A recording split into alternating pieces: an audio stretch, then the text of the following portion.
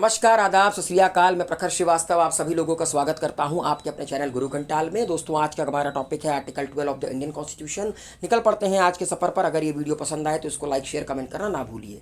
दोस्तों, जब आप फंडामेंटल राइट पढ़ते हैं, जैसे कि मैं एग्जांपल लेता हूं आर्टिकल नंबर 14। आर्टिकल नंबर 14 में क्या लिखा है? The state shall not deny the person equality before the law. अब ये सवाल उठता है कि इस स्टेट का मतलब क्या है। अक्सर लोग इस स्टेट को कंफ्यूज कर देते हैं स्टेट ऑफ इंडिया से, लाइक यूपी बिहार। अक्सर लोग कहते हैं कि स्टेट का मतलब होता है गवर्नमेंट ऑफ इंडिया। बस यही इस स्टेट का मतलब क्या होता है, इसके बारे में आर्टिकल नंबर 12 में बताया गया है।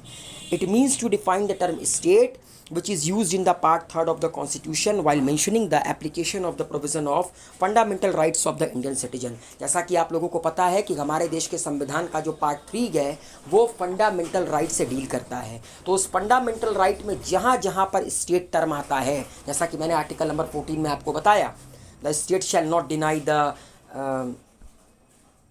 Person equality before the law.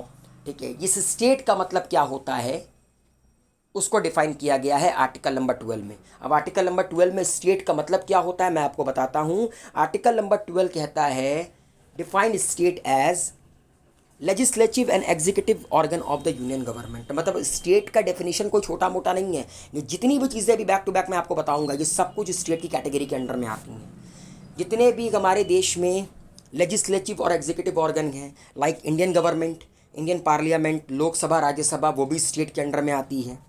Legislative and the executive organ of the state government, जो स्टेट गवर्नमेंट होती है, स्टेट की लेजिस्लेटिव असेंबली, लेजिस्लेटिव काउंसिल, जिसको विधानसभा, विधान परिषद कहते हैं, वो भी स्टेट की डेफिनेशन के अंडर में आती है। जितनी भी लोकल अथॉरिटीज़ हैं, like municipal corporation, nagar palika, nagar panchayat, zila panchayat, mandal panchayat, gram panchayat, district board, improvement trust, ये सारी की सारी स्टेट की डेफिनेशन के अंडर में आती हैं। ठीक है, जितनी भी स्टैचुरी और नॉन स्टैचुरी बॉडीज़ हैं वो भी आपका किसके अंडर में आती हैं? वो भी आपका स्टेट की डेफिनेशन के अंडर में आती हैं। स्टैचुरी और नॉन स्टैचुरी में क्या अंतर होता है? स्टैचुरी का मतलब होता है वो बॉडी जिसको कि पार्लियामेंट के किसी एक्ट के द्वारा बनाया जाता है, जैसे कि नेशनल ह्यूमन राइट कमीशन, जिसको 1993 एक्ट के तहत बनाया गया, national commission for women, national law commission, national green tribunal, national consumer dispute redressal commission, arm force tribunal. ये सारी की सारी क्या है? स्टैचुरी बॉडी हैं जो कि स्टेट के डेफिनेशन के अंडर में आती हैं। और कुछ नॉन स्टैचुरी बॉडी भी हैं जो भी स्टेट के डेफिनेशन के अंडर में आती हैं, like CBI, central vigilance commission, Lokpal and Lokayukta.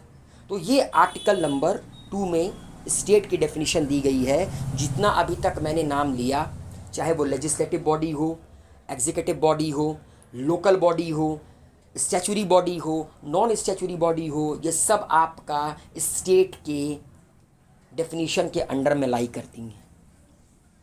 तो the state shall not deny the equality of person, the person equality before any law. यहाँ पर ये जो स्टेट है उसमें ये सारी की सारी संस्था आती हैं, ये सारा का सारा ऑर्गन्स आता है।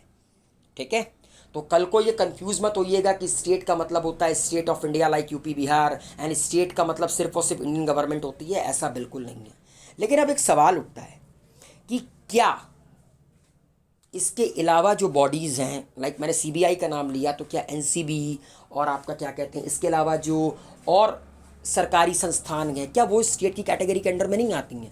क्योंकि जब भारत का संविधान बना था तब तो एनसीबी वगैरह से ये सब बनी नहीं थी। तो फिर एक केस निकल कर आता है इस सवाल के जवाब के लिए।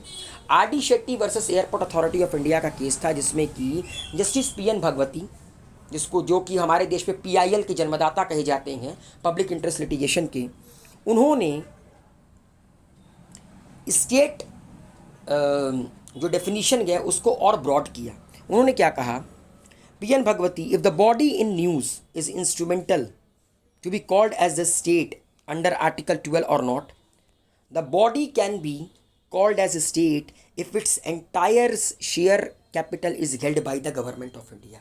कोई भी संस्था, कोई भी बॉडी स्टेट की डेफिनेशन में लाई करेगी अगर उसका पूरा का पूरा जो कैपिटल है, उसका पूरा का पूरा जो फंडिंग है वो गवर्नमेंट ऑफ इंडिया करती है। तो लाइक एनसीबी वगैरह ये सब सारी की सारी सरकारी संस्थान गए। मतलब भारत में जितनी भी सरकारी संस्था हो गई, चाहे वो केंद्र हो चाहे वो राज्य हो, वो क्या हो गई? स्टेट के अंडर में आएंगी। Such other authorities have a government governmental functional character, कोई ऐसी अथॉरिटी जिसका फंक्शनल कैरेक्टर क्या हो, सरकारी हो, गवर्नमेंटल हो। The absolute control of such authorities lie with the government. अगर मान लीजिए कि कोई अथॉरिटी है जिसका एब्सोल्यूट कंट्रोल गवर्नमेंट के अंडर में लाई करता है, तो वो भी आपका स्टेट की डेफिनेशन में आएगी। Such authorities which have an element of command और authorities and the authorities discharging public services. मतलब आपने पढ़ के समझ लिया कि कोई भी संस्था अगर सरकार से रिलेटेड है, सरकार का काम करती है, सरकार की अथॉरिटी के अंडर में आती है, सरकार उसको फंडिंग करती है, तो वो स्टेट की डेफिनेशन के अंडर में लाई करेगी। तो उम्मीद है अब आप लोगों को समझ में आया होगा कि आर्टिकल 12 होता क्या है। और जाते जाते एक बहुत ही इंपॉर्टेंट पॉइंट बताता हूँ। जुडिशरी हमारे देश की, आपने एग्जीक्यूटिव देखा, आपने लेजिस्लेचर देखा, लेकिन जुडिशरी आपका स्टेट के अंडर में लाई नहीं करती है, क्योंकि जुडिशरी तो खुद सुप्रीम कोर्ट की गार्डियन है।